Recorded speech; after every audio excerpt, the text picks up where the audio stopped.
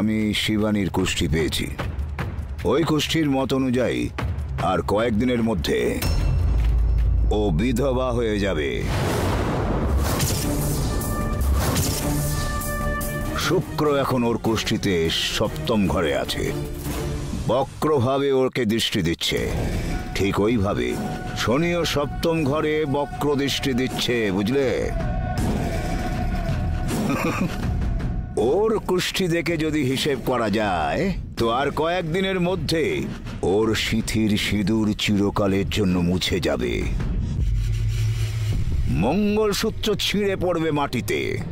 ও বিধবা হবে বলে আমার মনে হচ্ছে।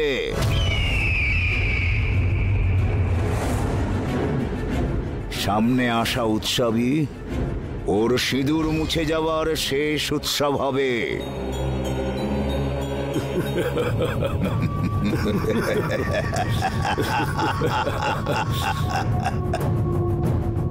গুরুদেব, যা বলছেন তা যদি সত্যি হয় তাহলে আপনার জীবনে কখনো টাকা কম পড়বে না। আমার কথা ভুল হয় না সায়ন। মৃত্যু দেবতা অশোকের পিঠে চড়েছে। ওকে খুন করার জন্যে শুধু সময়ের অপেক্ষা করছে। ওর জীবনের শেষ সময়ে অনেক ঘোর থাকবে। ছিদ্র ছিদ্র হয়ে থাকা শরীরে অর্ধমৃত প্রায় হয়ে মাঝপথে সাহায্যের জন্য চিৎকার করবে।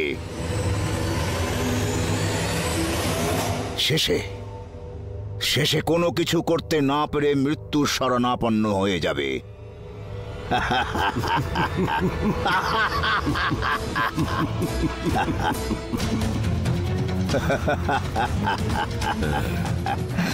সত্তর কেজি ওজনের অশোক 2.5 কেজির পোড়া ছাই হয়ে থাকবে। শিবানীর জীবনের বাতি না থাকা প্রদীপ একটা জরাজীর্ণ ভাঙা বাড়িতে পরিণত হবে। মেয়ের জন্য মরার মতো বাঁচবে।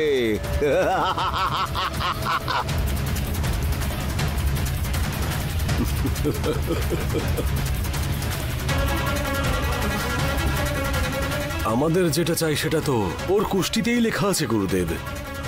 কিন্তু ওর কুষ্ঠিতে থাকা দোষকে ও তো জানতো না। বলতে গেলে একজন ভিক্ষুককে আপনি রাজপ্রাসাদ উপহার দিলেন।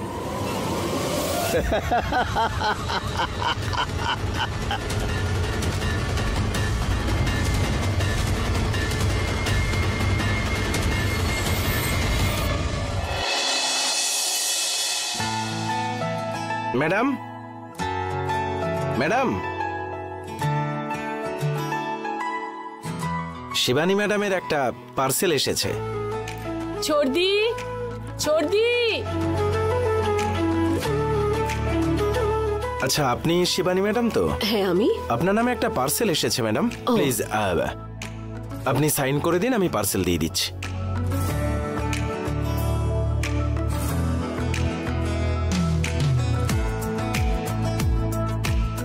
Thank you madam. এই যে ম্যাডাম, এটা আপনার parcel. Thank you. Thank you.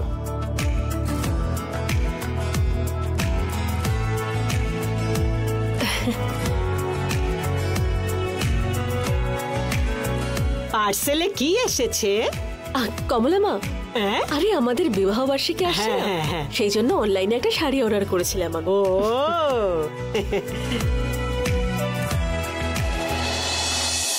দাদা বাবু আর মেয়ের জন্য কিছু আসেনি? শুধুমাত্র আমার বর আর মেয়ের জন্যই নয়, তোমার জন্য আর রূপার জন্যও কিনবো। আমরা সবাই মিলে একদিন মার্কেটে গিয়ে জামা কাপড় কিনে আনবো। ঠিক আছে দিদি।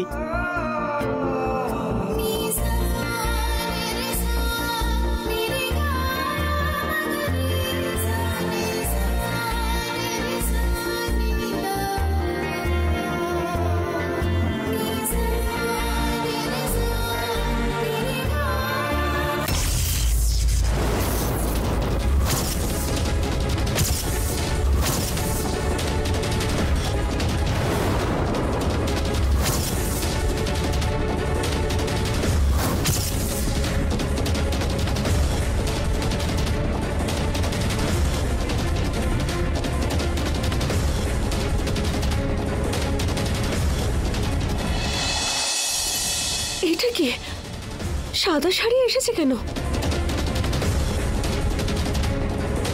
বিয়ের অ্যানিভার্সারির জন্য সাদা শাড়ি এসেছে? এটা একেবারে অপয়া দিদি, খুবই অশুভ। আমার কিন্তু খুব ভয় করছে দিদি, তোমার সাথে কেন এইসব হয়? এই শাড়িটা তুমি অর্ডার করেছিলে তো দিদি? হ্যাঁ রূপা, আমি অর্ডার করেছিলাম, কিন্তু এই শাড়ি নয়। আমি যে শাড়িটা অর্ডার করেছিলাম সেটা খুবই ব্রাইট কালারফুল ছিল, কিন্তু এই সাদা শাড়িটা এখানে কি করে এলো আমি বুঝতে পারছি না ঠিক।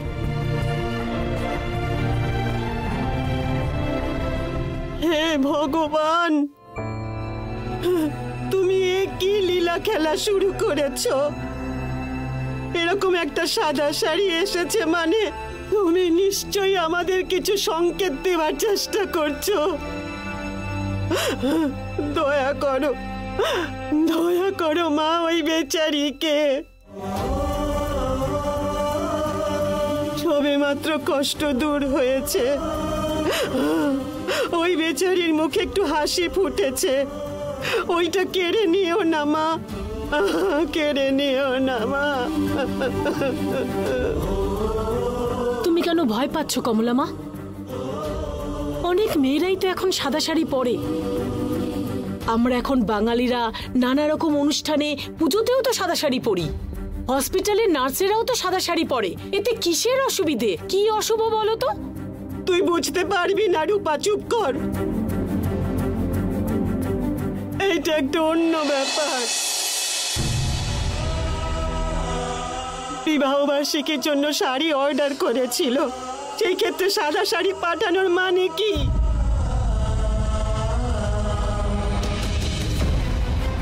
আমি কত খুশি মনে শাড়িটা অর্ডার করেছিলাম, কিন্তু এই বেরঙিন সাদা শাড়িটা দেখে আমার মনটা ভেঙে গেল।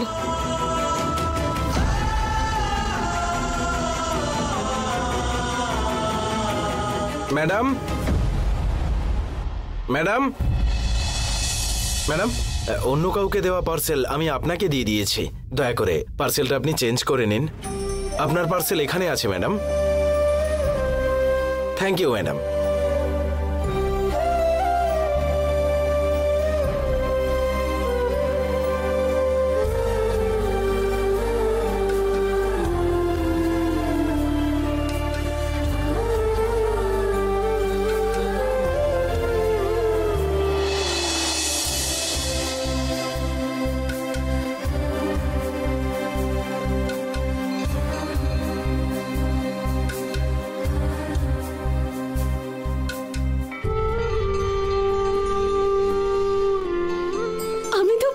শাড়িটা দেখেই অনলাইনে অর্ডার করেছিলাম।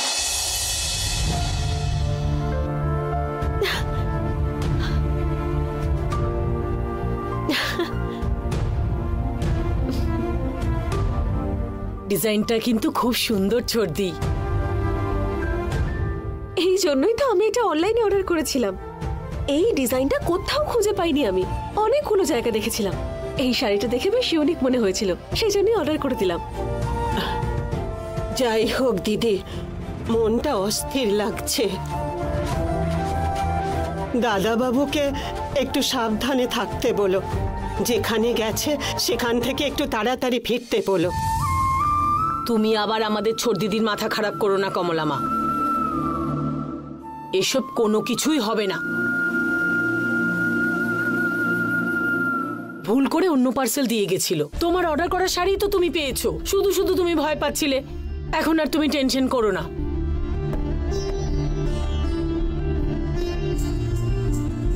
কমলা মা ভুল কিছু বলছে না রূপা। এই সমস্ত ঘটনা সবসময় নেগলেক্ট করা আমাদের উচিত নয়। মাঝে মাঝে এই ঘটনাগুলো আমাদের একটা কিছুর সংকেত দেওয়ার চেষ্টা করে, আর যদি আমরা এগুলো লক্ষ্য রাখি তাহলে আমাদের মঙ্গল। দেখা যাক এরপরে কি হয়।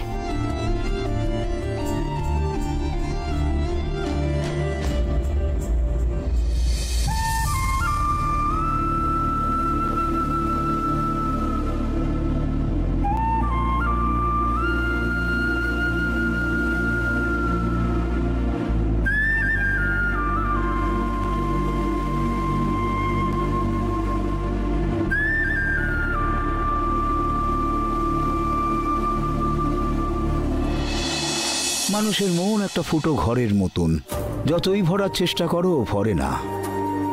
4টে বেডরুম থাকা বাড়ি, ঘুমোয় একই ঘরে।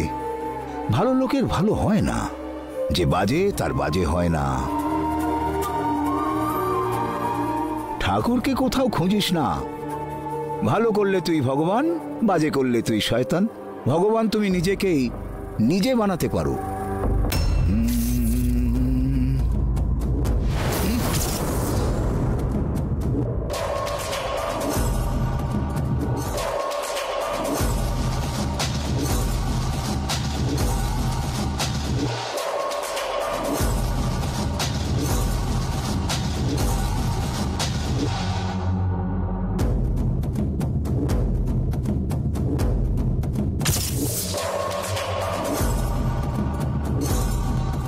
আমি পরে কথা বলছি। পাপি নিচে থাকে। ওই মেয়ে শিবানী যুবরানীর মতন ছিল। পাটরানীর মতন থাকা উচিত ছিল যার। তুই ওর জীবনে এসে সব খারাপ করে দিলি যে। তোর জন্য কত কষ্ট, কত দুঃখ পেয়েছে ওই মেয়ে, তুই জানিস সেটা? এতেও তো শেষ হয়নি, ওই মেয়ের আরো কষ্ট পাওয়া বাকি আছে। কত ঠকিয়েছিস তুই ওকে। ওর নিজের দাদাকে তোর ভালোবাসার জন্য হারালো, ওকেও ঠকালি তুই। ওর উপরে আসা সব কষ্ট দুঃখ তোর জন্যে। তুই ওর থেকে দূর হয়ে গেলে ওই অসহায় বেচারি মেয়েটা খুশি থাকবে। তোর জন্য নিজের দাদাকে হারালো, ওর নিজের সন্তানকেও হারালো। আর কার বলি নিবি বলে তুই ওর সাথে জড়িয়ে আছিস অপায়ত? বিশ্বাসঘাতকতার চেয়ে আর বড় কোনো পাপ নেই। তুই পরের জন্মে বিষাক্ত জীব হয়ে জন্ম নিবি, মনে রাখিস। তুই পরের জন্মে বিষাক্ত জীব হয়ে জন্ম নিবি, মনে রাখিস। তুই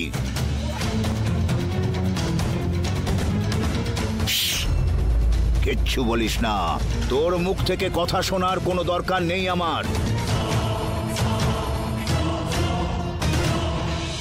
যা হচ্ছে হয়ে গেছে, আর আগে গিয়ে যা হবে সবকিছু আমার চোখের সামনে চলচ্চিত্রের মতো ঘটে যাচ্ছে। তোর এতে সাক্ষী বলে কিছু যদি থাকে, মানবিকতা বলে যদি কিছু থাকে, আগে ওই মেয়ে মানুষকে ছেড়ে যা। বেচারা ওই মেয়েটা শান্তিতে বাঁচুক। কলকাতায় আগুন লেগেছে, আমাদের এই খুশির শহরে দুঃখ ছড়িয়ে পড়ছে। এই শহর খারাপ হয়ে যাবে, এই শহর খারাপ হয়ে যাবে, এই শহর ধ্বংস হয়ে যাবে, এই শহর ধ্বংস হয়ে যাবে। ওই মেয়ে শিবানী মহারানীর মতো থাকা উচিত ছিল। তুই ওর জীবনে এসে ওর সব কিছু কেড়ে নিলি। তোর জন্যে নিজের দাদাকেও হারালো।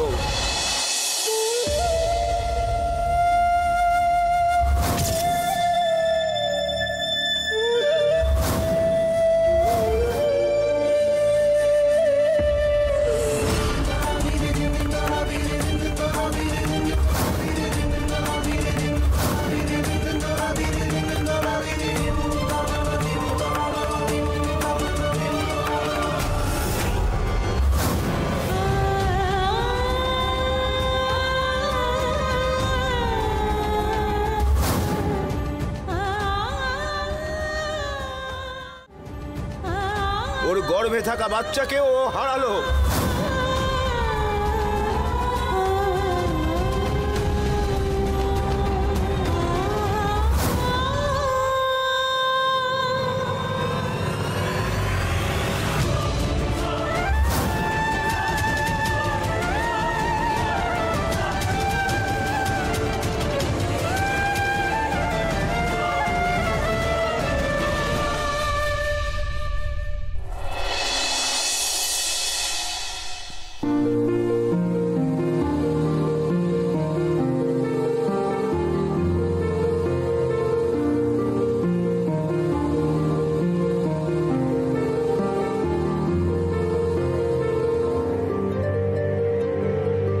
Good afternoon. Bad afternoon.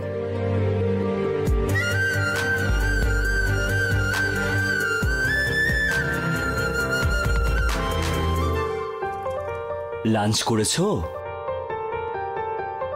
আমি কিছু খাবো না।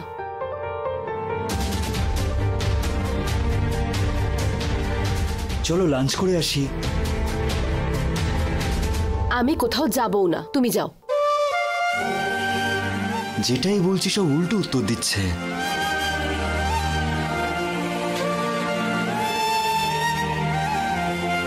I love marriage. I hate marriage.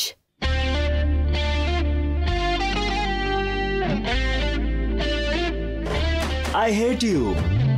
I love you. Thank you so much. Hey.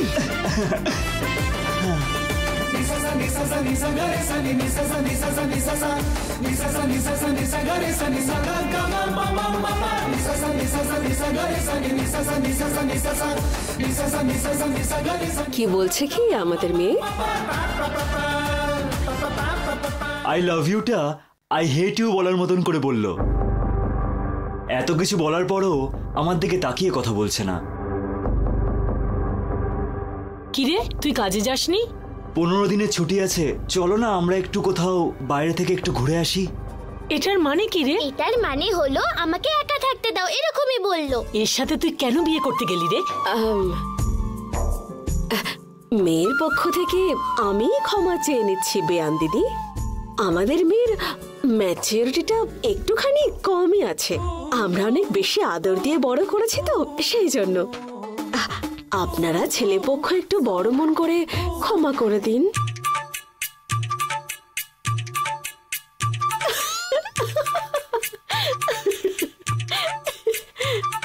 ছোড়দি, তুমি যদি এইভাবে কথা বলো না, আমি এক্ষুনি বাড়ি ছেড়ে চলে যাব।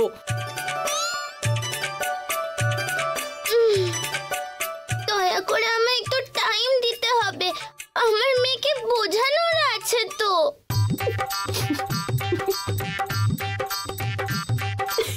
দেখো ছোটি, ও কেমন করে কথা বলছে। এইভাবে ছেলের বাড়ির লোকেদের রাগিয়ে দিতে নেই।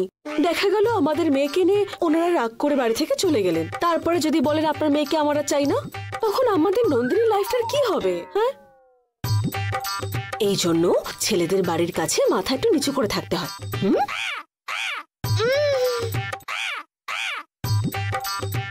এরপর থেকে আমায় এইভাবে চলতে হবে মা।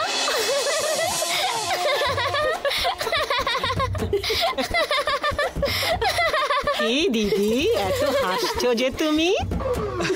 না কমলা মা, আমার এই বেয়ান দিদির সঙ্গে কথা বলছিলাম। আমাদের তরফ থেকে একটু ভুল হয়েছে, তাই যেন উনি একটু ক্ষমা করে দেন।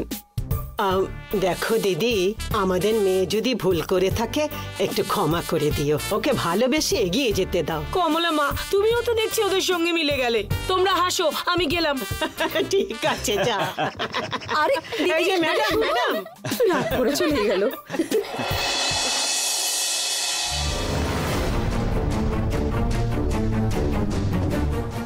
তুই ওর জীবনে এসে ওর সব কিছু কেড়ে নিলি, তোর জন্যে নিজের দাদাকে ও হারালো।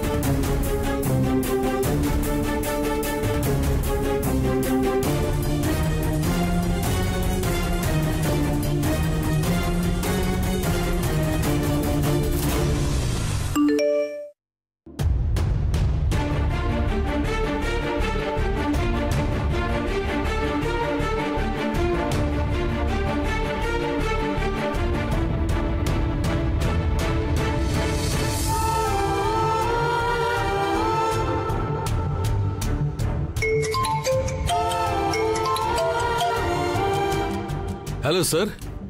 হ্যাঁ মিস্টার শিবা, আমি বলছি। কাল একটা বড় প্রবলেমের জন্য মেসেজ করেছিলেন, ফ্যাক্টরি নিয়ে কোনো প্রবলেম নাকি? প্রবলেম ফ্যাক্টরিতে থাকলে আমি দেখে নিতাম, বারবার আপনাকে ফোন করে ডিস্টার্ব করতাম না। এটা তো বাড়ির সমস্যার বিষয়। এটা শিবানী ম্যাডাম রিলেটেড একটা ম্যাটার। কি হয়েছে বলুন? কোথায় আছেন স্যার? ড্রাইভ করছেন? হ্যাঁ, আমি ড্রাইভ করছি। বলুন না কি হয়েছে। আচ্ছা, আপনি কি এখন বাড়িতে আসতে পারবেন? তাহলে সেখানেই কথা বলবো। মিস্টার শিবা, কি হয়েছে আমাকে বলুন। না স্যার, আপনি এখন গাড়ি চালাচ্ছেন, এই সময় এমন একটা বিষয় বলা উচিত নয়। আপনি বাড়ি আসুন স্যার। মিস্টার শিবা, আমি এখন এমনিতেই মেন্টালি ডিস্টার্ব আছি, তাই আপনি দয়া করে আমাকে এটা বলুন যে কি বিষয় নিয়ে বলতে চাইছেন। স্যার, ম্যাডামের প্যানিক অ্যাটাক হয়েছে স্যার।